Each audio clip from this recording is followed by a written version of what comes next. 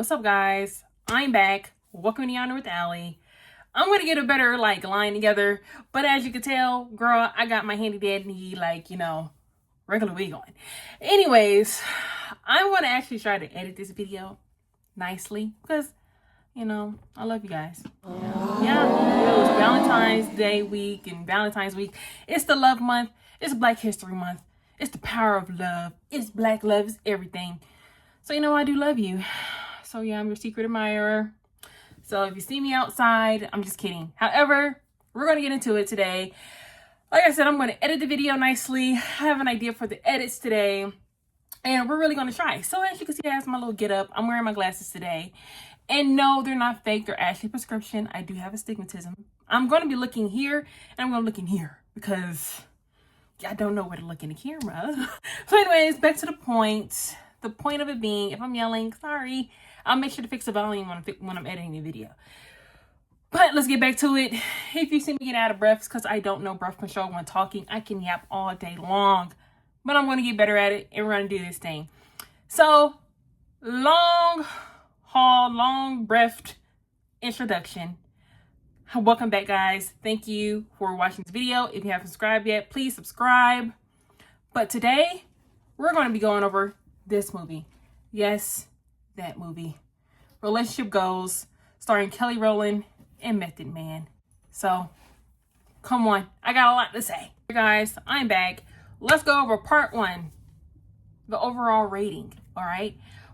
And y'all, like I said, this is serious. This is serious. Okay? Because I want to, I'm trying to be different. I'm trying to be intentional about this type of stuff. So, work with me. Alright? So, I'm going to be reading off this. If you see me looking anywhere else, I'm looking here. Okay, so overall rating, basically, I rated a 5 out of 10. I know, guys, this is a little me, and somewhere in this state's review personal opinion. If you don't agree with it, that's fine, girl. If you think it's a 10 out of 10, good for you. But this is why I think it's a 5 out of 10. So basically, I did watch the trailer. And I did see it didn't connect. It didn't connect that this is a promotion of an old ass book. Okay? So anyways, not old ass. Cause old ass is like Moby Dick's. You know what I mean? But you know what I mean. You know what I mean. Anyways, so basically, this is showing on Michael Todd and Devon Franklin. Keep saying Franklin. But Franklin production. I pretty much think this kind of drags women down. I know that wasn't their intention, but we'll get into that in a second, okay? I feel like it was kind of in a sense that women have to settle, waiting on a man to change, do all this stuff. Time goes by. You're so, not, oh gosh, not moist. What the freak? So meek, so to yourself. I just felt like it was just kind of like unintentionally giving that viewpoint. And honestly, I think DF not, okay? Honestly, if it was not for the beautiful, beautiful Kelly Rowland, the finest Method Man, and the funniest Robin Thieves, if you don't know, please watch a Black Lady Sketch Show. Shout out to her. That was my favorite show on HBO Max, on HBO period. Like, she was writing something. It was funny to me, okay? If it wasn't for those three known faces to me, it would have been probably like a 2 out of 10. And honestly, it's a little biased, but I'm trying to be non-biased right now. But I'm trying to be non-biased, but it's pretty biased because, like I said, backstory before we get into part 2, okay? I do believe that Mike Todd was a great pastor in the beginning because, as everybody knows, girl, if you're watching this video, you know me. You know I was watching Mike Todd like 2019, 2020, close to end of 2021, not end, but like near 2021, I was watching Mike Todd. I was a part of the little transformation online group. Okay, he was good. He was definitely a good pastor. Then his book dropped. Now, mind you, I got the book because I was also in that 5-year relationship, and honestly, hey, he was like one of the people in the book. Okay, so I thought, maybe reading the book, reading what was, how to see, like, make your relationship better. And y'all, the book from a prefrontal lobe phase, the book was awesome. But post frontal lobe phase, the book is mid. Okay, But let's get into it, okay? So that's all I have to say about the past right now. But like I said, I was definitely watching Mike Todd. Everybody knows my family was watching Mike Todd. He definitely helped me get reintroduced to faith, because I always grew up in the church. I have a mom that prays. I have a sister. I have a family that prays. I have people. We are, we are Christians, but I just never went for myself. And he was definitely a good figure to come for himself. So I have to give him props when props are due. However, y'all have seen the history of Mike Todd within the past years. And honestly, I did choose to step away. This was before the spitting incident. But hey, because like I said, you don't have to stick with somebody forever. And I'm not gonna get into this. We're just here for the movie. We're not here for Mike Todd or Devon Franklin, okay? I'm here for the movie. So let's get into it. All right. I'm back. I did a cut right there. But anyways, I'm back. Let's do this. So my pain points with the movie. Like I said, if you didn't know, you know. It's not a lot, y'all. Maybe it's a lot. Anyways, basically a couple of pain points. We're gonna go in different things. I'm gonna make this editing real cute. I promise. I already said it, so I have to do it. So basically, let's start with the main characters. Method Man and Kelly, or Clifford Smith, or I think that's his real name. Anyways, Method Man and Kelly Rowland, right? All right. So, excuse me. Because like I said, y'all, this is me talking, but I know. Anyways, Method Man and Kelly Rowland. Okay. So basically, in the movie, they're known as Leah Caldwell and Jared Roy, okay? Likewise, or Jared Roy and Leah Caldwell, likewise, okay? So anyways, let's give you a quick rundown. Method and Kelly, or Leah and Jared, dated in the past, okay? Then Jared cheats on Leah. I have written down, it's like Method and Kelly, but anyways, then Jared, she's on Leah sexually, okay? I guess it's with this hot young intern or something. I don't know. I forgot that little part of the movie. But basically, he has sex with somebody else. That's like, you can't come back from that. But anyways, obviously, she's smart. She's a smart woman. So she leaves and becomes successful in her career, as does Jared. Now, as you can kind of see, she pretty much runs like a morning show. And I think he does like night, basically. But that's not important to what we need to talk about. Now, in the movie's present, Leah is up for a promotion, a well-deserved promotion, might I add. However, they want to put her in a run with another candidate. That already pissed me off. Take number 1 point off the movie. Like, they already take me off. Because I'm like, okay, listen, a black woman due for a promotion, and you want to sit up here and say, oh, well, hold on, let's see what else we got. And this girl like, worked her butt off for y'all, gave her good years, and y'all still want to see another option? Guess who the option is, y'all?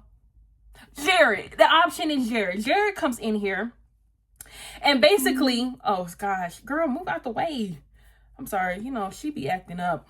Jared comes back basically, and Jared comes back. Mind you, her cheating ex-boyfriend, okay? He comes back. So now they're fighting for the showrunner position.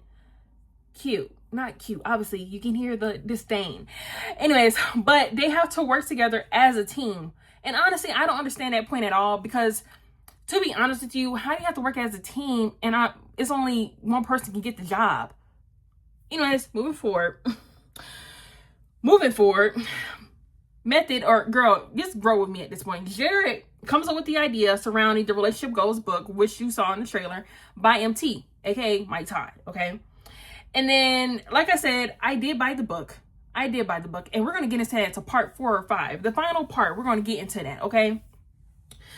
So, moving forward, Kelly and Method, like I said, roll with me. Kelly and Method work together to create a beautiful piece on this book. They basically go and interview Mike Todd and Mike and Natalie Todd. And then they go attend church service. And they basically, the whole theme around this movie is just to edit this one interview segment, okay? And it's taking the time because obviously they don't like each other, or they do love each other, but it's a lot of tension, okay? Moving forward. So basically, things are brewing between them. Like I said, things are brewing between them. He's still wanting her. He's kind of poking at her, prodding at her, because, like you said, he wants her still, okay? Kelly's trying to fight it. She's like, girl, he cheated on me. But mind you, let's get into what's happened post their relationship, okay? Besides the job. So basically, Kelly, or Leah, has a 75 itemized list or whatever, what a man should be. Honestly, she's too far left brain for me. Like, that's too logical. But I can see her point because she is a woman of standard. So when you're a woman of standard, you know, not standard. Everybody's a standard. Girl, get with me, please. But you know what I mean? Not a woman of standard. But when you're a woman of like high, oh girl, when you remember how people used to say like, I'm a high caliber man. Girl, you only make $25 an hour. Moving forward. So basically, she's a woman that got her stuff going on. She brings a lot to the table. Okay, so obviously she knows what she wants. However, I think she was just too traumatized from Jared, aka Method Man, and she should have just went to see a therapist or something. Maybe she did, but I didn't pick up on that. Anyways, she got this whole list. Obviously, she can't find a man. So, however, Jared, Mr. Womanizer, has been hooking up with women, and all of a sudden this book's supposed to change him now. So now he's not in his cheating ways. Now he's not in his womanizing ways. However, during their whole time, I think when they were traveling back from Oklahoma to New York or whatever, I don't know what it is, Memphis, whatever it was, they were traveling back. Basically, one was saying like, "Oh my God, Big Daddy, I miss you." He obviously was okay this whole however time y'all been apart. Anyways, moving forward again. So basically, Kelly got a long list and Method got hoes. That's what it is. Let me just sum that up. All right. So then we get to Valentine's Day. They finally finished, or the day before Valentine's Day, they finally finished the segment. It's beautiful. Now, this whole time before that, February 13th, they're chatting. They're just having fun with each other. They're just really in sync. They're vibing, right? So then the guy comes out saying like, "Hey, I'm done." And they say, "Oh my God, it's just beautiful." And then it gets passed off. So then the next day is Valentine's Day. It's all done. And then she decides to get him a gift. She says it's not a Valentine's Day gift, but it's like a thing saying like, "Hey, a token of my appreciation for finishing this thing out." Well, hey, which is okay because there's nothing wrong giving people gifts. Okay. However, he's like, let me take you out, yada, yada, this, yada, yada, that. On Valentine's Day, they go on a little date. Okay. And guess what? Two grown people that look good, they hunch. They hunch, y'all. Anyways, after they get done hunching, Kelly's like, "Oh my gosh, why did I do this?" Kelly's like, I regret it. I'm going. I should never did this with you. And I'm getting the showrunner position. Now, Method's like, "Oh my gosh, like, girl, you're really hurting me. Like, I'm not that man I used to be. I don't cheat no more. I'm good. I'm loyal." Right? So then she just runs out. And then I guess time goes on. Girl, don't look at my wig.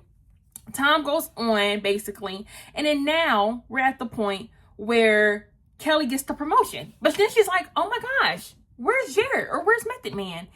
And the white boss says, girl, I don't know his name. It's okay. Let's keep pushing. The white boss says, "Oh, he backed out. So y'all only gave her the position because he backed out." Anyways, don't get me started on that one. But anyways, he backs out and she got the position she deserved from the jump. Okay. Probably deserved it 2 years ago. I'm gonna be honest with you. But anyways, she gets the position. Jared's going. Now we're at the point, probably like, I don't know how many months passed, maybe weeks passed, a month. We're gonna say a month. A month passed, and basically she's in her position, flowing. She's doing good, basically. And she comes in to see her two friends, which is Brenda and Shreese. Now, Brenda is the news reporter, and Shreese is the makeup artist for all of them at the company or whatever. So, anyways, she tells them, "Guys, I think I might be in love with Jared." And they're like, "Oh my gosh, duh. We been knew that." Anyways, so then she runs after him because ironically, he has a flight leaving the same day she realizes she loves him out to LA in an hour or two. Okay, so she runs down there. She says, "Oh my gosh, she has something in his bag. Get him, please." Now, mind you saw in the movie, she could have just literally walked up to the dude. Nobody was stopping her. She could have just walked up and said, "Hey," but hey, we'll keep pushing. Anyways, so, they settle their differences. They kiss. He goes to LA because obviously he broke. He not broke, but obviously he ain't got no job. So he got to go get his job back or go get a job. So he goes to LA, and then that's about it. Now we're going to get to the second point later, and then we'll finish up their story. Okay. Not the second part, but you know what I mean. The second set of couple. So we have Robin Thede and that washed up NBA man, but we're going to say the real character names: Brenda and Aiden, aka the non-committal. Okay. And obviously we know it's the man that's non-committal. Let's do a quick summary. Okay. Let's get to the nitty gritty of this. Robin, or Brenda, is with her man for about 4 years with no ring whatsoever. Mind you, everyone is over 30. And I'm not saying the biological clock, I'm not talking about that. However, I'm like, girl, we should be at the point we should be getting married. You know, if I'm like 35, should have got married with you probably like year in or something. I don't know. Girl, I'm not even 30 yet. I'm like 26. Anyways, keeping it pushing. So obviously, Aiden, which is her man, or we're going to say washed up NBA man. It just makes so much sense. Washed up NBA dude has made no progress towards his commitment and mainly worried about his falling career. Basically, he's washed up. He's done. He's about to retire, okay? So then he has the audacity, and about the beginning of the movie, he has the audacity to come back home with a ring box. I'm like, oh my gosh, like, okay, I'm kind of like the movie. He's gonna propose. Girl, he does not propose. He literally shows her his championship ring that he got, and then he talk about somehow he worried about how his reporting job gonna go. She's like dying inside. Okay, she's like, oh my gosh, he's never going to commit to me. Now, obviously, this is where I'll get to end that. Okay, so basically, Robin picks up the book right after she interviews Michael Todd and Allie Todd. Like I said, they're doing this whole thing. Follow me. I'm not here to babysit you about the movie, about the plot. Just follow me here if you watch the movie. So basically, she picks up the book after she interviews Mike Todd and Allie Todd. She picks up the book and reads it, and she says, "You know what? Enough is enough. I deserve better." And she leaves. You know, and I don't know how long it was. I think it was about a month. I don't know. But then after that long wait of time, her man comes back and says, "I can't live without you." And then he invites her out to his basketball retirement party. And then he pretty much proposes right there on the spot, right? Now, if you don't know me. So what I'm going to say is, that's like a here, damn ring. It's like, here, damn, take it. You know what I mean? And at this point, he's washed up.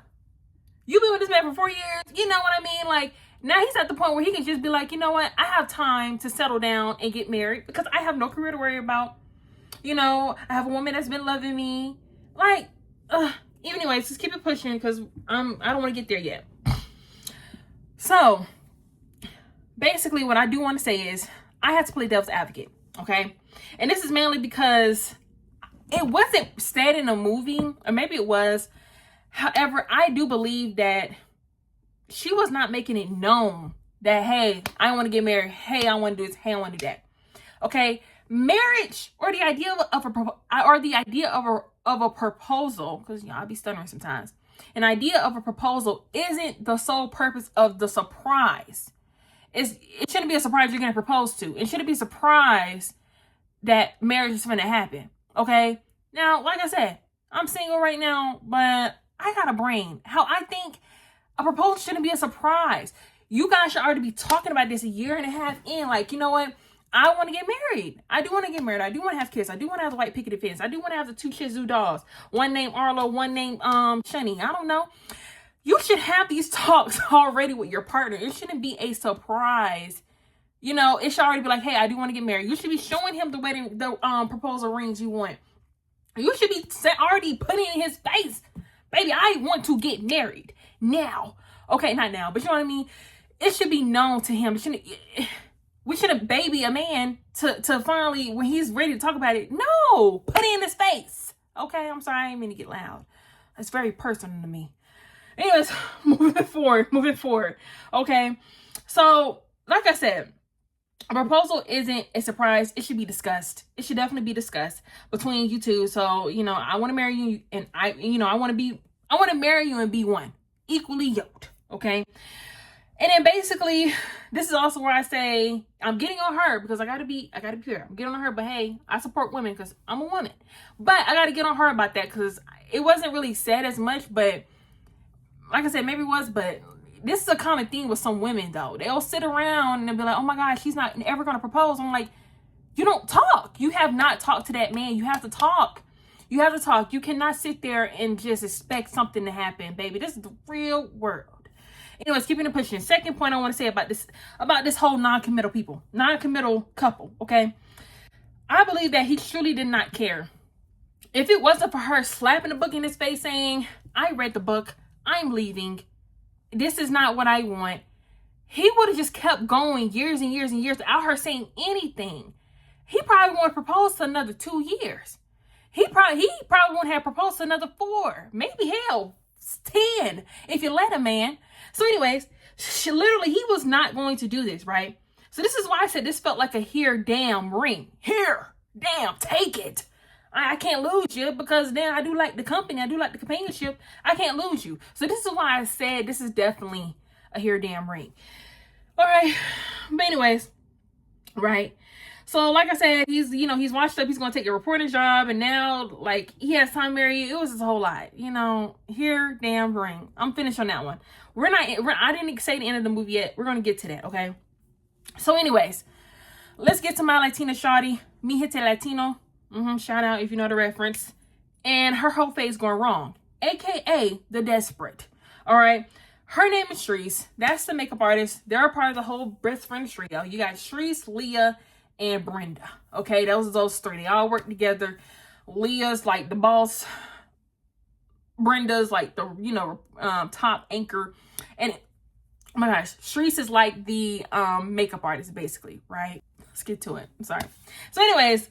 Though that's the hierarchy, or not the hierarchy, that's how the friendship goes. That's just the background about them. Again, I feel like I'm saying it multiple times. Anyway, let's get into it. Like I said, handy dating iPad, right? So basically, Shreese. Shreese is the makeup artist at Kelly and Robin's job, or Leah and Brenda's job, and does both their makeup. They're a trio, and she's basically actively on dating sites, right? So it's just she's on these dating apps. If you didn't watch my last video, definitely watch it. I talked about that. I'm not Shreese though. Anyways, get to the point. She's on these dating apps, right? So we see in a date that she gets left mid-date. Now, to me personally, me analyzing her, she had no type of personality. I'm not saying that she deserves to get left, but I can see why the date probably left. And I feel like she was so much into looks of appearance of a man and doing this than substance. You know what I mean? So let me just say about the date. So anyways, she's overly eager, and too desperate for a man. Okay? The whole date, she's pretty much agreeing with the man about running in marathons, and then she slips up and says, oh yeah, 42 miles is a marathon. And I don't think that's right. I think it's like 27 something miles. However, she could have literally sat there and be like, oh my gosh, like, tell me more about marathons. Like, I've never run a marathon, but that does seem fun. Like, let me know more. You gotta let a man mansplain, honey. If you want a man, listen, you gotta let a man mansplain to you. That's the best moment a man can be happy sometimes, is when a man can sit there and tell you about his hobbies, and you just sit there and look at him. If you find you just be sitting there looking at him, he look good, just explaining what he got to do. But let him explain. You don't gotta know everything. That's the dynamics of a relationship with a woman and a man. The man is supposed to be this provider. Let him explain. Let him feel like he's important. You know what I mean? She didn't let him do that because, like I said, overly eager, and too damn desperate. She's agreeing to the point that she just needs a man. She needs the man. Okay, I'm getting real because I was really upset. Anyways, so basically, her date was like, girl, 42 miles? That's wrong. And basically he says like, oh, I gotta go to the bathroom, and it just pretty much ghosts her and leaves her. Now, I do think that was not a man. That was not right. That was very boyish character. Like, I don't really agree with that. I did feel for her there, but it's just like, girl, calm down. So anyways, obviously she gets sad about that, and all this other stuff. So then, like I said, we're going back to the common factor of the interview with Mike and Natalie Todd. And then while Brenda picks up the book, guess who else picks up the book? Miss Shreese. Okay, she picks up the book, and basically she picks up the book, and then she finds God. Right, good for her. I do believe that in your walk, in your adulthood, you should find a grounding point. Whether that might be you going with Allah. Sorry, I got a phone call. I'm recording on my phone. Anyways, like I said, it doesn't matter if you go to Allah, or a Jewish person, or any other faith, but find God, find higher power, ground yourself, find God. I'm Christian, so I'm gonna tell you to find God. Anyways, she does that, right? However, now she's dating with attention. So now she goes on a date with this hippie man, and obviously she don't like it because she went about it wrong again. She was truly at this point where, oh, I have to date with intention. Not that type of intention, honey. You went the wrong way about it. The wrong type of intention. Because honestly, I felt like she went with the intention of getting a man instead of intention of this discernment or valuing yourself as a woman or a daughter of God or something. She went the wrong way with it. And obviously, like I said, or like I didn't say, we see her going on more dates to no avail. They still don't work. So anyway, Valentine's Day come around, and Mr. Reporter Man, who obviously has a crush on her, was like, oh my gosh, like, happy Valentine's Day. It's all nice, open, genuine. Happy Valentine's Day. She says, happy Valentine's Day. And then he says, okay, well, I'm sorry. Happy Valentine's Day. Happy Valentine's Day? You know what? You're pissing me off. I'm like, okay, hear me out personally. I can see the anger of it, but I'm like, girl, you're not the only person that's single. People are single out here. People have been single out here longer than you. You probably had a boyfriend at one point. Some people don't have boyfriends till they 40. Like, girl, you're not the only one that's like single at this moment. You don't gotta be rude to him. And mind you, you're so blind to the fact that you have a man. This man up here likes you. You can't see that. You can't see that. I saw it. He was being nice. Like, it was just very nasty. I didn't like it. Anyways, moving forward. Like I said, I do feel like she is kind of male-centered. I'm not going to deep dive into that one, but I do feel like she's definitely a little bit male-centered. And she was still male-centered towards the end of the movie. We're going to get to that. Okay. So anyways, she ends up getting a dog. You want to know what she names that dog? You would think something sweet like Billy, Arlo, Charlie. I don't know. Good boy. I don't know. She names this dog Boyfriend. Boo! Boyfriend? Now look at me. Boyfriend. Anyways, she names this dog Boyfriend. Like she couldn't name that little dude Cinco, Jimmy, Charlie, something, Arlo. I don't know. Something, but she named the dog a Boyfriend. Still male-centered at the end of the day. It's never that deep to be that single. You got to find yourself and find love in God. That pissed me off completely because they really just made her character seem how women got to be desperate. We're not going to get into that right now. Let's keep moving, okay? So anyways, obviously, we're at the end of the movie. So like I said, Brenda and washed up NBA man, a.k.a. Aiden, get married. Because like I said, he gave her the hair damn ring, okay? They get married. And basically, obviously, the trio, the two girls, Leah and Shreese, are bridesmaids. And then now we got Boyfriend, the dog as one of the little bride's dog. I don't know what that is. I don't know that dynamic. Anyways, my dog would be a part of my wedding. Anyways, moving forward. So basically, we see Shreese look at Ronald winking, going back to our first couple, aka the cheater, with Jared and Leah. We see Leah and Jared lock eyes. He's smiling, pretty much possibly hinting at marriage for them. So this is a couple of things that went down. Very cute, whatever. Like I said, overall, if I didn't know anything about the past, about this book, or anything like that, if I came in, maybe if I was 16, keeping it real, if I was 16, yes, this is a cute movie. It is. But 26-year-old me, this ain't that cute, girl. There's a lot of trauma built into one. But anyways, like I said, that's pretty much what I have. Like I said, we have the cheater, the non-committal, and the desperate. All right. So that is your main character group of this movie.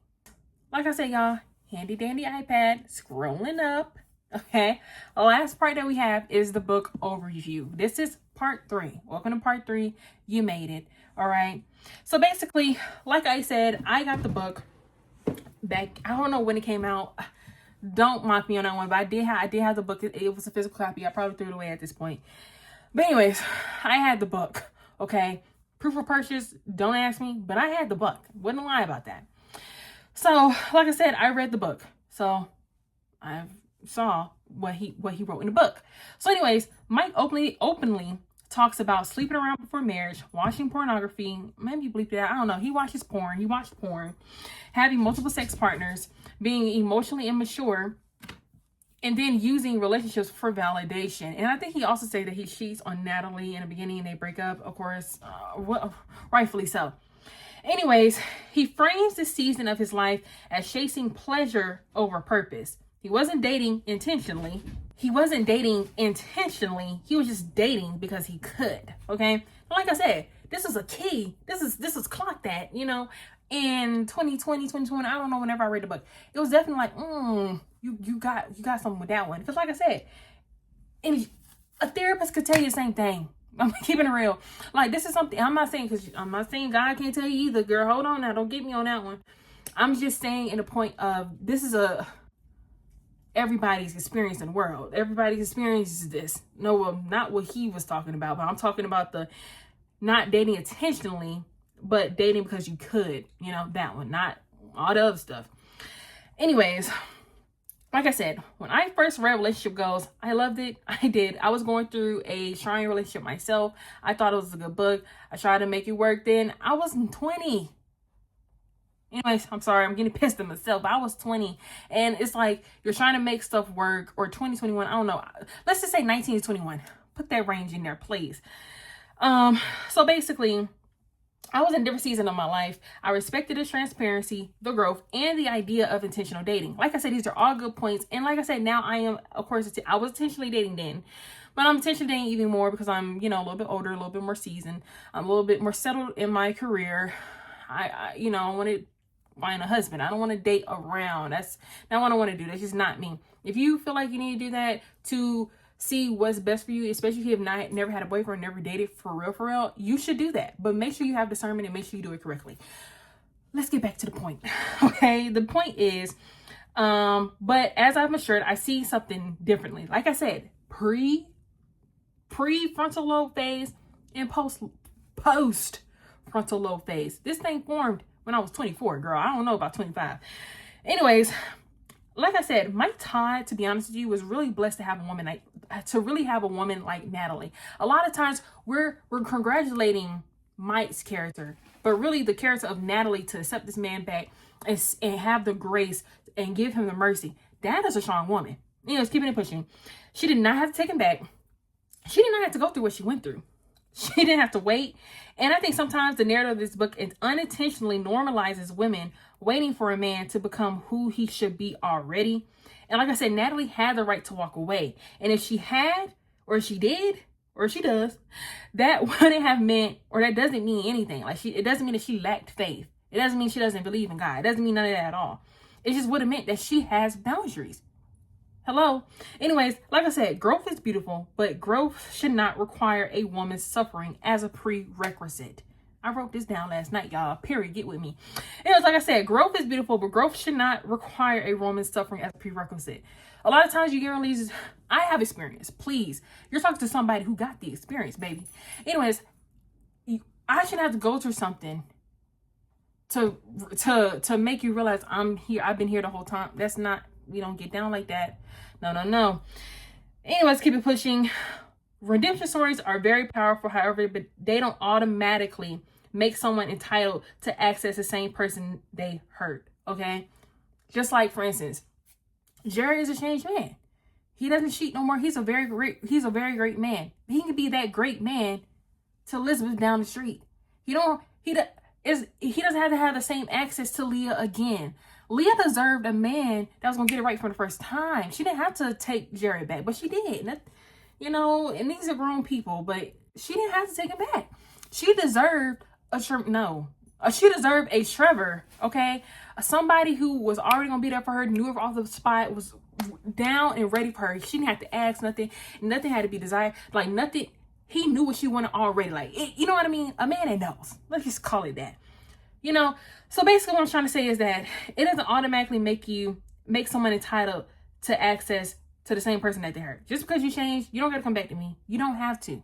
You had your chance. Let's keep it pushing there. I forgive you. I give you grace. All is good over here, but you don't have to come back. You don't have to. And let's keep it pushing. If God does not require his daughters to endure cycles of disrespect in order to receive love, why do we as people romanticize that in human relationships with these men, with just anything? Even for you guys. I mean, hey, I'm biased. Like I said, I'm a woman. I'm going to help my women out first. But like I said, I have guy friends, I have guy best friends. Like, even still for y'all still deserve love. If God loves you from the start, he gives you mercy every time. Why do you have to keep going back to why do you have to keep going back to somebody that keeps disrespecting you, keep doing this, keep doing that to you? Leave. You don't have to stay and wait for her to get it right. You don't have to wait for him to get it right. Okay?